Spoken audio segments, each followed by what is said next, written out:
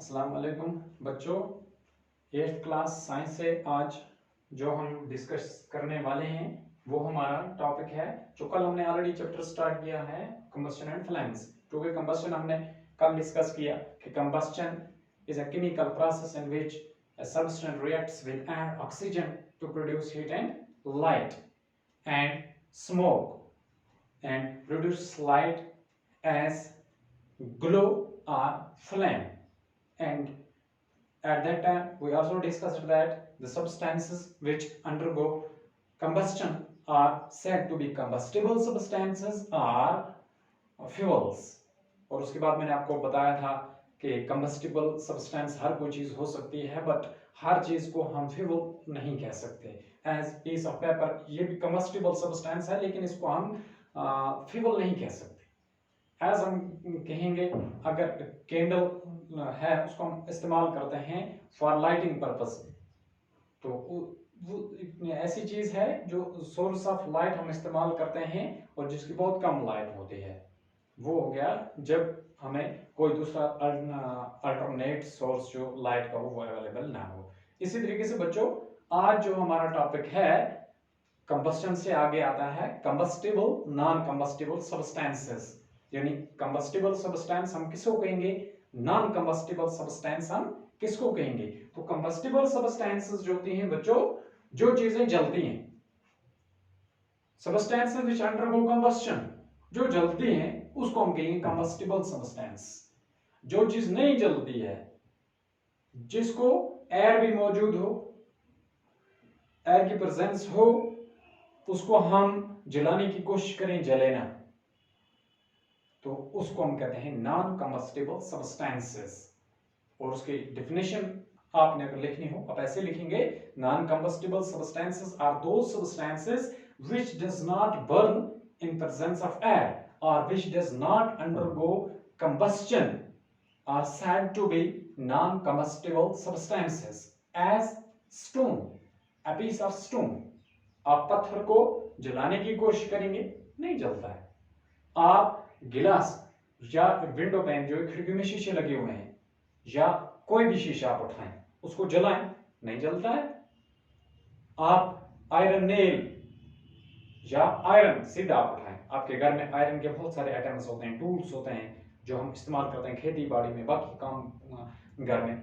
Knife होता है आपके पास, वो स्टील का हो सकता है, वो इसका आयरन का भी हो सकता है। उसको जलाने की कोशिश करें, नहीं जलता है। इसका मतलब हो गया जो भी मेटालिक आइटम्स हैं एक्सेप्ट सम मेटल्स, ठीक है, तो ये नहीं जलते, they are non combustible substances. जैसे एल्युमिनियम है, जैसे कॉपर है, जैसे हम कहेंगे ये आयरन है, ठीक है, टिन है। इसी तरीके से आप वाटर की बात करते हैं, वाटर एक नॉन कंबस्टिबल सब्सटेंस है। वाटर को आग, जब आप आग में डालते हैं, अगर ये जलता तो आग नहीं बुझती, इसे आग बुझ जाती है, ये नॉन कंबस्टिबल सब्सटेंस है। इसके बाद आप देखते हैं सॉइल को, मिट्टी को। मिट्टी बेशक अगर कहीं भी आग लगती है, उस मिट्टी का, उस सॉइल का वहां से कलर चेंज हो जाता है, लेकिन because of this heat affects that soil, लेकिन जलती नहीं है। जलने का मतलब ये हो गया बिल्कुल जल जाना और एक बाय प्रोडक्ट प्रोड्यूस करना, जैसे हीट है, लाइट है, स्मोक है या ऐश है एज बाय प्रोडक्ट, कोक है एज बाय प्रोडक्ट। ये चीजें जो हैं बाय प्रोडक्ट होती हैं जब कंबस्शन होता है किसी चीज का। तो नॉन कंबस्टिबल सब्सटेंसेस जो हैं वो अंडर कंबस्शन जो है उनका कंबस्शन नहीं होता, दे does not undergo any combustion in presence of air. क्योंकि कंबस्शन होने के लिए जरूरी चीज क्या है, presence of air, presence of oxygen, presence of combustible substance या फ्यूल जो उसको हम कहेंगे।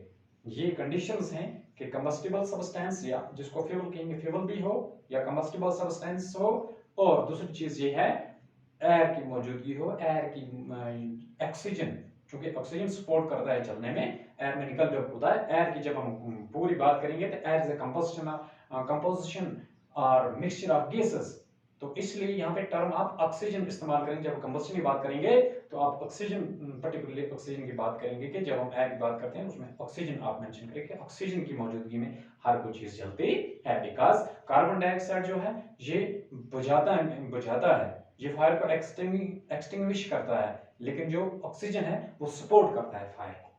आग को जलने में जो है सपोर्ट करता है ऑक्सीजन। और कार्बन डाइऑक्साइड, अगर जिस तरीके से हम देखते हैं, अगर कोई आदमी किसी के कपड़ों में आग लग जाती है, फिर कहते हैं उसको एक कंबल से लपेट लो।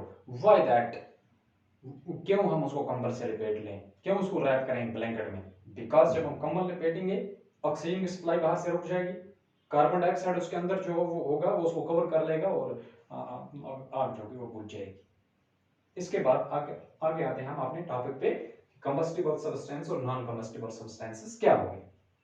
देखो बच्चों, combustible substances which burn in air to produce heat and light are known as combustible substances। वो चीजें जो हवा की मौजूदगी में, जो ऑक्सीजन की मौजूदगी में जलती हैं और हीट और लाइट प्रोड्यूस करती हैं, उनको हम कहते हैं combustible substances। For example, fuel and presence of air is necessary. जिस तरह हम कहेंगे for combustion fuel and air is necessary. Combustion होने के लिए जरूरी है फ्यूल भी हो और साथ में प्रेजेंस ऑफ एयर हो, प्रेजेंस ऑफ ऑक्सीजन हो, क्योंकि ऑक्सीजन के एब्सेंस में कंबस्टन नहीं हो सकता है। कोई भी सब्सटेंस जो हो वो जल नहीं सकती है। इसके एग्जांपल लिखे मैंने बच्चों, जैसे वुड, लकड़ी, अक्सर हम घरों में इस्तेमाल करते हैं लकड़ी एज फ्यूल।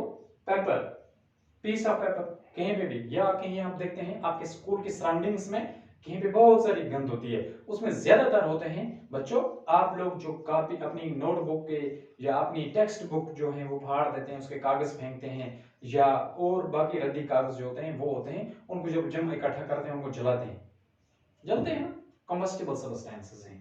तो या आप लेज के पैकेट्स फेंकते हो, आप बिस्किट का वो कवर जो है वो फेंकते हो, इस तरीके की बाकी चीजें, आप दाल वगैरह जो कुछ खाते हो उसके जो होता है कवर, जो पैकेट होता है वो आप फेंक देते हो। ऐसे उनको इकट्ठा करके जब हम जलाते हैं वो जल जाते हैं। That means these all things are combustible. उसके बाद दूसरा है बच्चों स्ट्रा। स्ट्रा ये हो गया जब किसी घास, छोटे छोटे लकड़ी के तिनके और ये तमाम किस्म के ये छोटे छोटे तिनके, घास, गंद जिसमें छोटे घास के पेपर हों, ये पेपर के पीस हों, घास हो, दरख्तों के पत्ते हों, छोटी छोटी लकड़ी हों, ठीक है, इनको इकट्ठा करेंगे हम, इसको कहते हैं स्ट्रा। और ये स्ट्रा इसको इकट्ठा करते हैं, इसको आग लगाते हैं। अक्सर बेशतर ये भी होता है आपके घरों में, हम अपने स्कूल में प्रैक्टिस करते हैं, गंद को जमा कर उसको जलाते हैं, वो स्ट्रा होता है, गंद होती है, ठीक है, घास पोज जिसको आप कहेंगे। उसके बाद दूसरा होता है चारकोल, ठीक है, चारकोल जो अक्सर बेशतर लोहार लोग इस्तेमाल करते हैं, जो आयरन मैन होता है जिसको आयरन स्मिथ कहते हैं, वो होता है, वो अक्सर बेशतर चारकोल को इस्तेमाल करता है। कोई इस्तेमाल करता है किस लिए? To heat up the metals, और उसके बाद उनको बीट करता है, तो इसलिए इस्तेमाल करता है, उसको कहते हैं चारकोल। तो ये कंबस्टिबल है।